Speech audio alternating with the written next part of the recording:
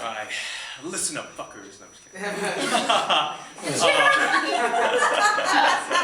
That's how I talk to the kids now. So my mother was born in Manila, Philippines, but she light-skinned, so she was often mistaken as Korean. And my father was born in Milwaukee, Wisconsin, so there is no confusion as to what he is. So that makes me mixed, and I also grew up being really into reading and writing. So when a former classmate of mine was like, "Hey Jeremy, do you want to come, teach kids how to write over summer at this camp?" And I was like, "Sure, I'll teach some fucking kids how to write." So, before I knew it, I was heading out to Hillsboro, and Hillsboro just fly. They got mad silicon money, right? And I love kids. I've always loved kids, but I wasn't sure how rich kids would be because I had no experience with that before. So I'm a little scared. I've heard some stories about how rich kids could be. Like I heard the story that rich kids have their own version of Monopoly, where like the person who gentrifies the most low-income neighborhoods is the winner. I was like, "Oh, that's fucked up," Like, she's like, "Haha, Timothy, I've taken all of Oakland." He's like,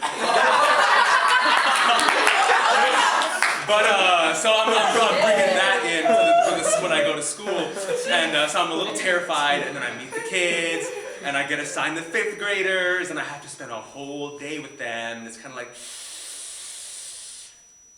they were fucking awesome kids. I was super relieved. They were really cool for the most part. I love those little 5th graders.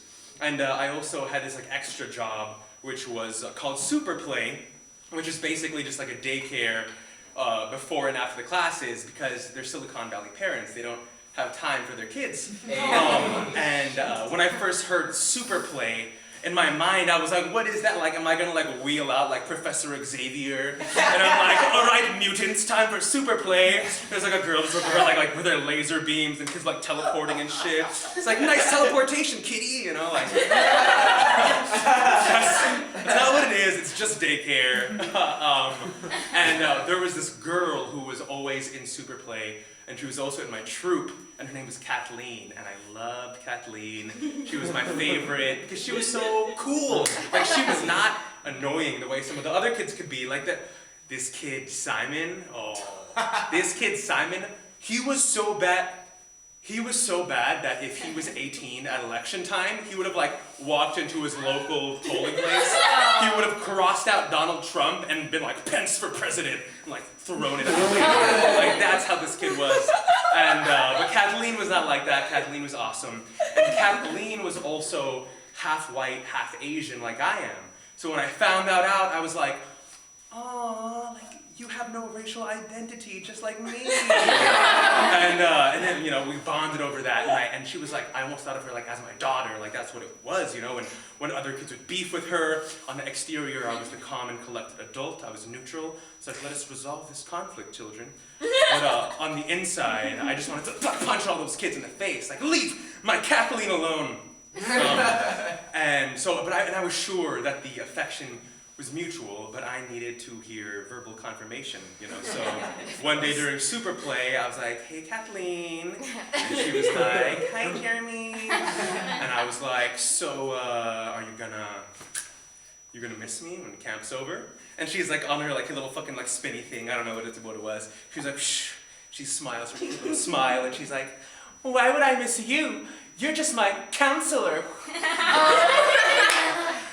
And I was distraught, man. I was so sad. But I told myself, I was like, but she's kind of at that age where it's we kind of build this emotional shell, and it's not cool to be sweet or sincere, especially with a boy. So I was like, okay, I'll let it go. It's no big deal.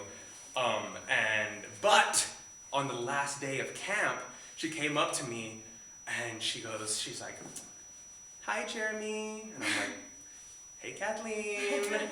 And then she's like, she was doing her self-generated spin now. It was just a little, it's like, "I guess I'll miss you." And I was like, oh. It's like, oh, everything I ever wanted in my life. And she reaches out her little forearm, and she's like, "Here." and she opens her tiny, rosy little palm, and I guess she had broken her bracelet earlier that day, so there was like this little pink, translucent, like 3-pronged charm that she was offering to me. So I took it, and I was like, thanks, Kathleen. I'm gonna miss you too. And when I look at the charm, it just reminds me that, I think especially in these times where everyone's like, your feelings don't matter, you're a crybaby, wah, wah, wah. It gives me the courage to try to wear my heart on my sleeve, and it gives me the courage to express what I'm feeling inside. And I think I think life is just better that way, when we're all doing that, when we're all open. And Kathleen, you know, as she gets older, wherever she goes, if she goes through this mixed identity crisis that I know all too well, and maybe she won't, maybe she'll just like coast on like the wave of silicon comfort into the sunset. But if she does, you know, I hope somehow like God throws us back into each other's orbit, and I can be there for her the way she is for me. Aww. Thank you.